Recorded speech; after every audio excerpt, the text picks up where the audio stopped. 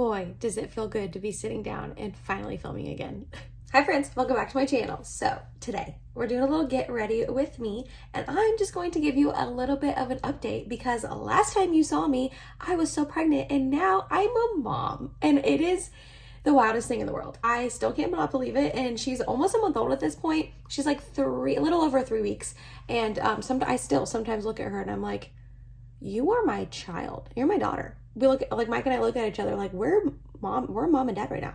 What? It's just crazy. I figure I would go ahead, just do a little get ready with me, give you a little bit of an update on what's been going on with me the last couple of weeks, how I'm doing, and then also tell you my birth story because it was definitely not what I expected at all. Nothing that I imagined or envisioned that I thought would happen happened. So I figured I would just kind of share that with you guys. It wasn't like traumatic, thankfully. Nothing like went wrong or bad, but it was just literally just not what I was expecting at all. So I put a community tab up asking you guys if you wanted to possibly hear that. I know that's not my typical content, but I figured I would go ahead and share that with you because 80-something% of you guys said, yeah, you want to hear it. So that's what we're doing here today. We're doing a little get ready with me. I'm not really going to be mentioning a lot of the products I'm using just because that's not really what this is about. But as always, I'm going to have them listed and linked down below for you guys to check them out. If you are curious about anything that I'm using, it'll be all in the description box for you. So let's get started. So yeah, I am a mom now. How wild is that?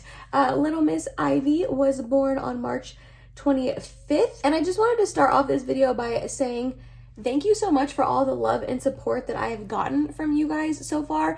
All the comments on my last video I posted, kind of giving you an update on where I had been since I hadn't really uploaded in a couple weeks. And then also the community tab posts that I put up when Ivy was born. A lot of you guys had really kind, wonderful comments on that as well. And I just wanted to say thank you. I'm sorry I didn't get back to really any of the comments. I'm usually really good about that. I really try to comment back to every comment that I get. Obviously, I have a little bit less time now than I did previously, but I wasn't able to comment back to any of those. I'm kind of like an all or nothing kind of person when it comes to YouTube comments. I feel guilty if I only say something back to a couple people. If I get overwhelmed and like think I can't reply to all of them in like a timely manner, I just don't reply to any of them. And I know that that's probably not the best strategy to take, but I just feel bad not commenting back to everyone. So I just kind of hearted everything. I read them all. They were all so sweet, but I just wanted to say thank you so much for the love and support and kind words about Mike, Ivy, and I. We're doing good. We are chugging along. I mean, everyone tells you that being a parent is hard and like newborns are hard, but wow, it is definitely hard and definitely obviously a really huge adjustment, but I feel like Mike and I are taking it in stride. We're obviously doing our best, and I feel like, you know, we're getting the hang of it a couple weeks in. The first week was a whole whirlwind, like a whole whirlwind. And the second week we were like, all right, okay, like we're trying it, we're hitting a stride. And then now 3 weeks in, a little over 3 weeks in, I don't know. I feel good. I am worried though. Mike goes back to work next week and he'll just be in the basement, like he works from home, but it'll be pretty much, I mean, obviously me taking care of her by myself all day, which obviously he will be in the basement. If I need him, I can call him up, unless he's like in a meeting, he will obviously come help me, but it's just going to be a lot different because now if I like am nap trapped and I am holding her for a while and you know, something still needs to get done, bottles need to get washed, laundry needs to get flipped, he can be the one to do that. Which like, not that he's not going to be there to help me when he's back at work, but you guys know what I mean. It'll just be a lot more on me, which makes sense. I'm a stay-at-home mom now. That is my new role. But yeah, I'm just a little nervous for that adjustment, for having it all be on me, which is fine. I will figure it out. But yeah, that's just like a little bit of an update on what's been going on. She is doing great.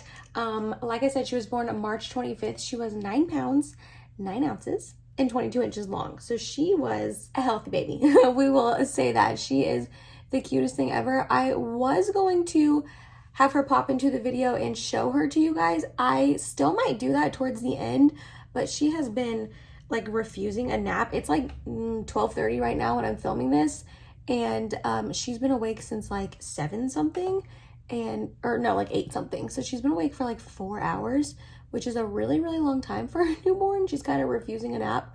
So she's been really fussy today, which has been so much fun. So if she is in a little bit of a better mood towards the end of the video, I will have her come in and like, I will obviously hold her up and show her to you guys. She's like the cutest thing ever. I am obsessed with her. And then trying to find time to film whenever Mike goes back to work, and it's all on me to take care of her during the day. I just will have to figure that out. Like I said, don't plan on stopping YouTube. I was super excited to sit down and film this today. Mike I knew he was going to be a good dad, but he has like blown me out of the water, like exceeded my expectations by 1,000. He's been so good with her and just so supportive and loving and helpful, and not that I didn't think he was going to be, but like I said, he's just really exceeded my expectations. But he's been really awesome about being like, hey, you need to take time for yourself. Like, I will watch her, go film your video maybe in the next couple of weeks, because I'm still not feeling like super great after the birth, like physically. So he was like, when you start feeling better, like call up a friend, have a lunch with someone. Like, he really is trying to get me to still be able to have some me time, which is really amazing. So that will just be, I don't know, an adjustment, and I'll have to try to figure out when that can happen, when it's when he goes back to work and, you know, I'm taking care of her and all of that. Okay, I know I said I wasn't going to talk about makeup, but we are going to try out the Haus Labs Triclone Skin Tech Foundation again today. I have this shade 50 Fair Cool.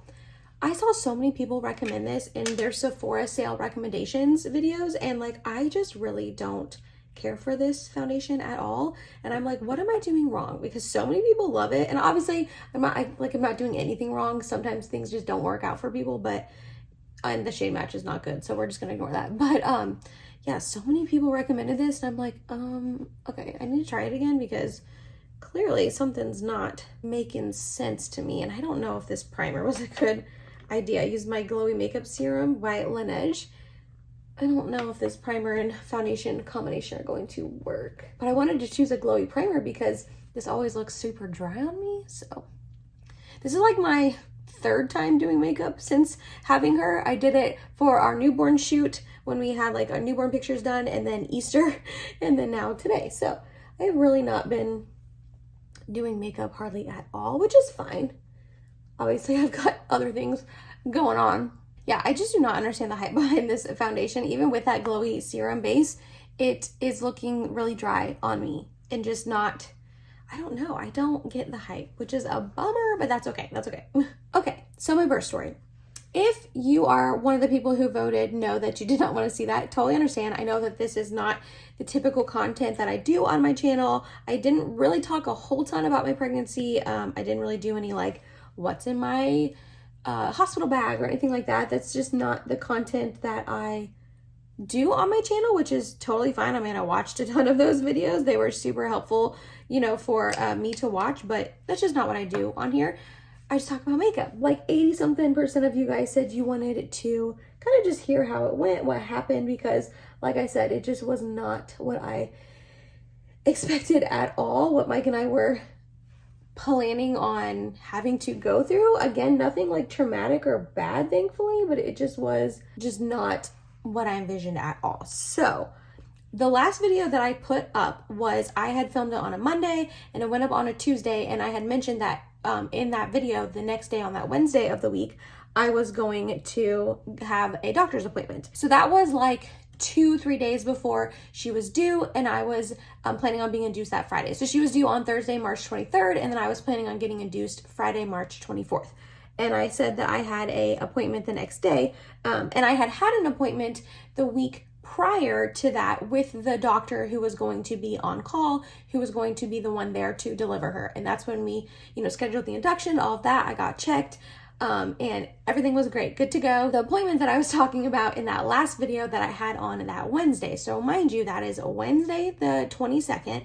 I was due Thursday, the March 23rd, and I'm getting induced Friday, March 24th. Okay. Just the timeline's kind of important for the whole thing to like make sense. So I had that last appointment on Wednesday, and it's with a different doctor, not the one that was going to actually be there to induce me and deliver her, but one that I had seen before and all of that. So I was fine with it. So we go there, she checks me again, everything's going great. And at the very end of the appointment, she says, hey, when's the last time you got an ultrasound?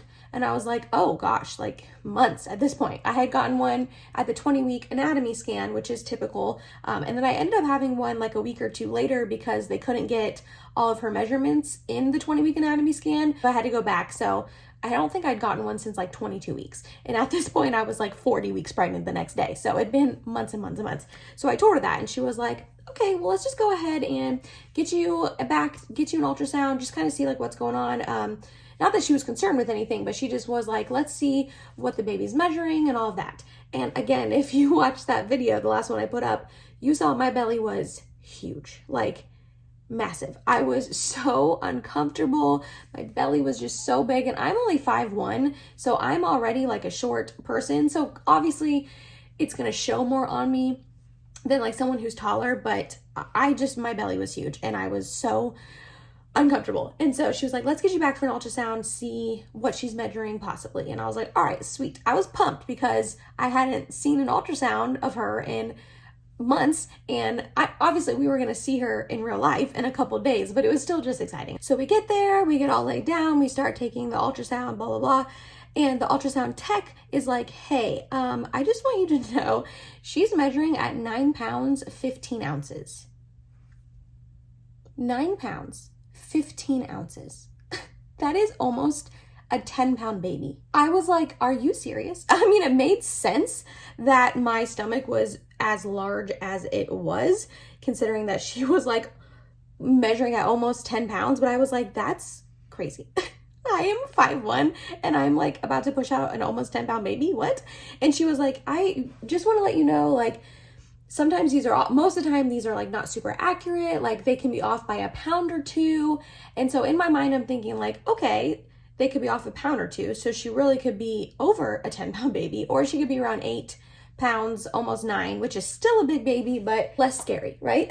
And so I didn't really think too much of it. I mean, obviously Mike and I were like, wow, that's, really large, like almost a 10-pound baby, like what the heck? But the ultrasound tech, like I said, kind of eased our worries and was like, no, like usually these are off. And my sister said that like my nephew was measuring at like almost 9 pounds, and then he ended up being like 6 something. So a lot of people I kept like talking about that when I would, bring it up to them, like my friends and stuff, they were like, yeah, usually they're not super accurate. Like I wouldn't be too worried. So I wasn't, right? So mind you, again, that's Wednesday. Later in the day, Wednesday, the doctor who had ordered the ultrasound called me, and I wasn't able to make the call. I was like waddling my 9-month pregnant butt as fast as I could to my phone, and I missed the call. So she just left a message and said that she wanted to talk to me about the results of my ultrasound, which I thought was odd. I was like, okay, like I don't really know like what results she's meaning. We just got a couple pictures and just made sure everything was okay. But she said in the voicemail that she would call me back. And so I really didn't think anything of it. And so I assumed she would call me back either later that day or the next day. And she never did on Thursday. So Thursday, March 23rd was the day I was due. She didn't call me back that day either. And in hindsight, maybe I should have called her, but honestly, I kind of forgot about her phone call. And I figured if something was wrong, she would call me back. You know what I mean? And so I really didn't think anything of it. And so Friday, we plan on getting induced at 8 p.m. that night. She calls me again, and I make the call, thankfully, at like 2-ish, maybe 1, 2, 3, around there, like early afternoon.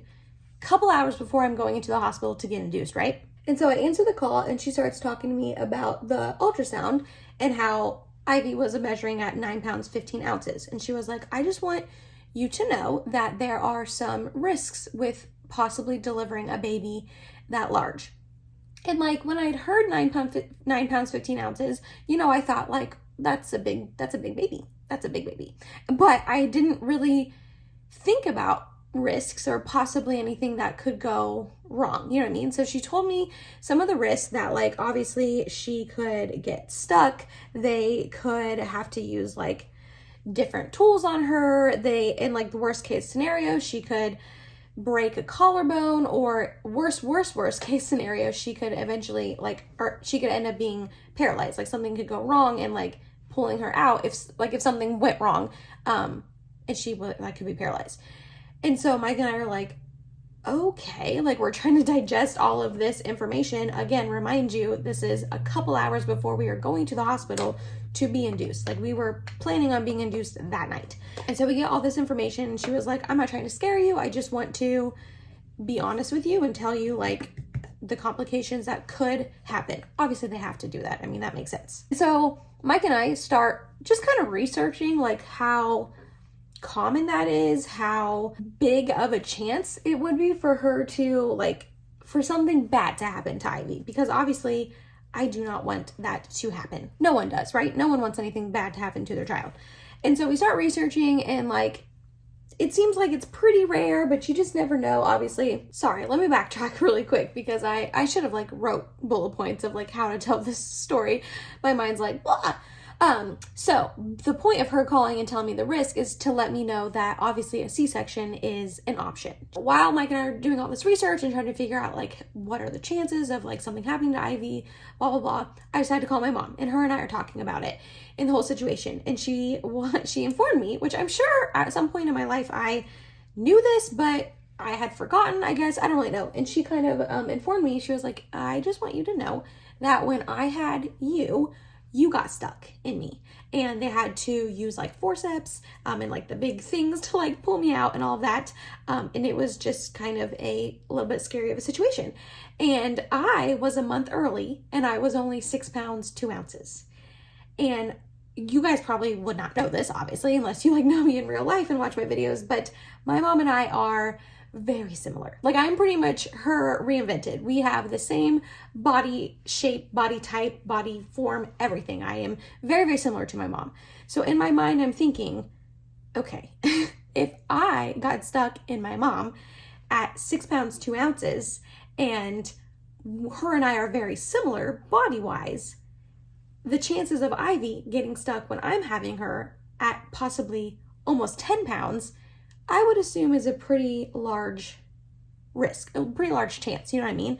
And so with that information, I was like, okay, now I really need to think about what I'm going to do, because at that time, I still wasn't planning on doing a C-section. I was just gonna, I guess, I don't want to say like risk it and just do vaginally, but I wasn't seriously considering getting a C-section up until that conversation with my mom. So that's the afternoon. We did some research, blah, blah, blah. We got ready. We went to the hospital that night at 8, like we had planned to get induced. When we get there, we get admitted into a room, and we start talking with the nurse that was assigned to us. And she like had kind of known what was going on, like through my chart, but not really. So we kind of explained the whole situation to her, what I just explained to you. And she was like, okay, so you have an option. We can go ahead, start the induction process, or we can send you home and get you scheduled for the next morning. You guys come back and we'll do a scheduled C-section. And so Mike and I are like, we have to decide that? You guys can't tell us what to do? Because like, obviously that's like a really serious decision and a really scary decision to have that on your shoulders. We were not expecting that we would be the ones to make that decision. And so it was scary and like a big deal. And we were like, okay, well, we need time to think about this, which obviously they were super accommodating. They were super great. They answered all of our questions. The nurse was like, you know, I've been at this hospital 5 years. I've been doing this 5 years. I've only seen one collarbone broken, and none of the other bad stuff has ever happened. So that was kind of easing my fears a little bit, but still the conversation with my mom was in the back of my brain, and I was like, oh gosh.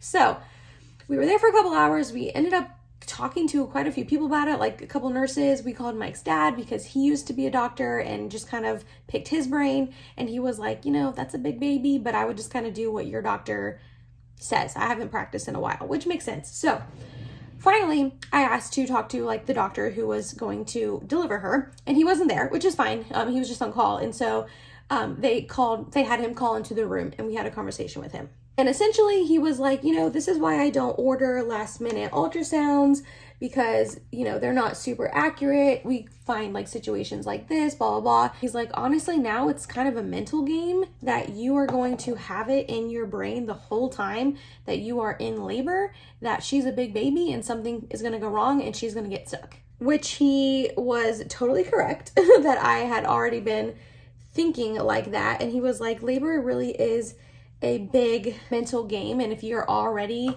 concerned about that and you're already having those thoughts, it's not going to get better as we induce you and labor moves along and you're contracting and like all these things. And I was like, no, that totally makes sense. I hadn't really thought about it like that. And honestly, he was really supportive. He was like, you know, I will do whatever you guys decide. Like if you want to get induced tonight, obviously go ahead. If you want to schedule a C-section, like I am on board. He's like, it doesn't matter to me. I'm going to deliver her regardless of what you guys choose. But just keep that in mind about the whole like mental game, all of that. We decided to go ahead and have a scheduled C-section.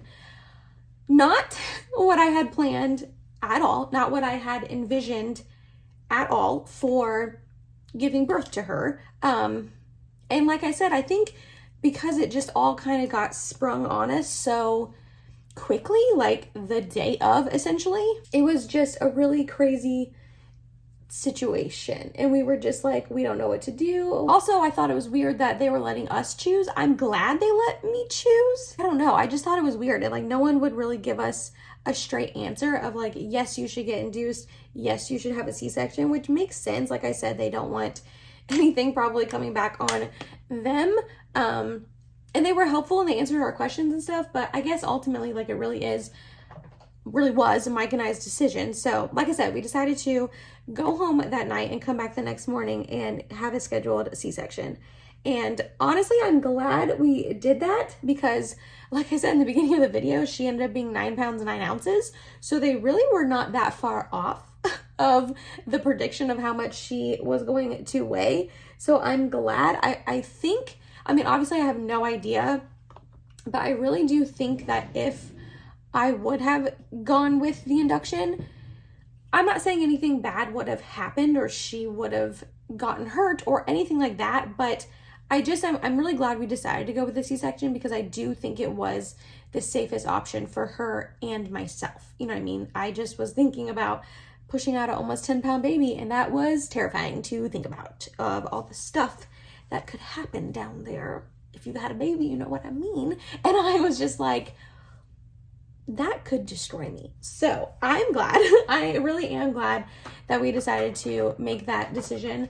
But let me tell you, C-sections, they suck. Not to scare anyone who possibly will need one or has one scheduled or anything like that, but my friend has had 2 so far, and she's about to have her 3rd baby like in a week. I'm so excited. And she has her 3rd one scheduled. So I had asked her previously, I was like, you know, tell me what's your opinion? I told her the whole situation, and she said she did agree that she thinks the C-section was the best option, the safest option. And she was like, but I'm not going to sugarcoat it. Like, the recovery is hard. It is the hardest thing that I've ever had to do, and it's long and it's not fun. And she was not wrong. She was not wrong. First of all, the whole procedure was the wildest thing I've ever had to do. I felt like I was in a alien movie where they were dissecting me, that they like pinged me up to space and they were trying to figure out what humans were all about, and they were literally dissecting me. That's what it felt like to just be laying on that table with like your arms out. If you don't know anything about C-sections, they literally lay you on a table, your arms are out like this, and then I had the sheet up. I didn't want to see anything, like literally nothing. At one point, one of the ladies, I don't know who it was, the anesthesiologist or who, I don't know what it was, they started telling me like what the doctor was doing, and I looked at her and I was like, I don't want to know. Please don't tell me. Like, I don't want to know. I didn't feel anything, which is nice. I heard that you can feel like pressure or tugging. I really didn't feel any of that, which was nice. So not gonna lie, during the whole thing, I was pretty loopy. And then the rest of the day, I was just super, super tired. Even like after she was born and all that, we were back in the recovery room, I think is what it's called. And then the recovery is just rough. I mean, I'm over 3 weeks postpartum. I'm filming this on is it Monday today? Or is it Tuesday? I don't know if it's Monday or Tuesday, you guys. I'm not gonna lie. All the days are just like mixing it together. I want to say it's a Monday right now. And so Saturday would have been 3 weeks. So I'm like, what, 3.5 weeks postpartum? And I still am like in pain and like tugging, and it's just a lot. It's a lot. But it makes sense. I mean, I literally went through a full-on surgery. Thank goodness for Mike. He had to take care of Ivy and me essentially for the whole first week. I mean, I was essentially another baby that couldn't do hardly anything for myself. So that was probably really hard on him, but he took it like a champ and he was absolutely amazing and so helpful. And I'm feeling better each day, thankfully. But that my friend who's had 2 so far, she was like, honestly, it takes about 6 weeks to really feel better and all of that. And I told her, I was like, the day that I wake up and I don't feel my incision, sorry if that like freaks you guys out, and I don't feel it every time I like move or twist or bend down or anything, will be a really great day. And she was like, yeah, trust me, I get it. Anyways, that was like, I just wanted to like come on and I don't know, tell you guys about that, because it was just not what I was expecting at all, which makes sense. I feel like 9 times out of 10, probably 10 times out of 10, if you ask someone about their birth and if it went the way they wanted it to or expected it to, they're probably gonna say no. I feel like very rarely does it go the way you expect it to. And like I said, I'm glad that it wasn't traumatic. I'm glad it wasn't like an emergency C-section. That's another thing that like why I went ahead and decided to do it. Not that I need to explain it to you, but just my thought process. I was like, the last thing I want is to get induced and then be in labor for like 2-3 days and be exhausted and either not progress enough to where I need a C-section anyways, or I progress and something happens and I need an emergency C-section. You know what I mean? But man, it's been the hardest thing I've ever had to do. On top of being a mom, like it's like, what's harder, recovering from a C-section, being a brand new mom? Because that's also the hardest thing I've ever done. It's amazing. I love her with my whole entire little heart, but man, it's a lot. It's just a huge, obviously life-changing adjustment. We would have it no other way. We love her so much, but it's just a lot.